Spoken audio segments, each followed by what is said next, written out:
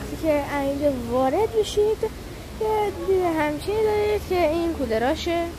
در انتها هم به این راه رو بعد کافی همون مسیر رو برگردید تا به همچین نیمکت برسید. این سمت گل‌های زیبایی هست، سمت گل‌های دنبوبایی و همونطور که پیش میرید همونطور که گفتم پر از نیمکته برای نشستن، عکس انداختن. بالا هم یه کافی شاپ داره و در این سمت یک عدد چند تا عدد گل و ماهیگونی اینجا رو مشاهده می‌کنید. به این صورت اینجا پر از ماهی متنوع و قشنگ هستش و در ادامه یه آبشار ساختگی می‌بینیم. از این پر رد میشیم، کل ماهی‌ها رو می‌بینیم. خب به این صورت به جلو میریم. نصف تموم شد نمایشگاه. همین رو میاد به این سمت حرکت می‌کنیم. گل‌های کوچولو و اون سمت هم تنگ و گل.